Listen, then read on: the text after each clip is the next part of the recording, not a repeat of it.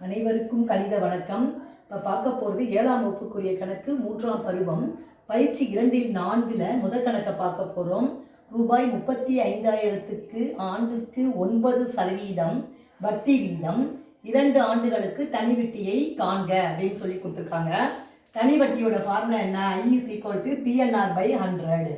இப்போ பார்த்தீங்கன்னா அசல் P என்பது இந்த கணக்கில் பொறுத்த வரைக்கும் எவ்வளோ கொடுத்துருக்காங்க? 35,000 கொடுத்துருக்காங்க. ஆண்டு எண் எவ்வளவு? ஆண்டுக்கு 2 ஆண்டுகள் கொடுக்கப்பட்டிருக்கு 2. அப்புறம் R வட்டி வீதம் என்பது R ரேட் ஆஃப் இன்ட்ரெஸ்ட் 9% கொடுத்துருக்காங்க. இதை வச்சு நம்ம இந்த கணக்குக்குரிய விடையை கண்டுபிடிக்க போகிறோம். 35,000 இன்ட்டு எண் என்பது 2 இன்ட்டு R என்பது 9%. 9/100. இந்த 2 பூஜ்ஜியத்துக்கு இந்த 2 பூஜ்ஜியத்தை அடிச்சிட்டோம். மிச்சம் இருக்கிறத பெருக்கி போட போகிறோம். 350 பெருக்கல் 2 பெருக்கல் 9. இது ரெண்டையும் பெருக்கணும்னா என்ன வந்துடும்? 700 இன்ட்டு 9. 2 0 போட்டுக்கிறேன். 7 9 63.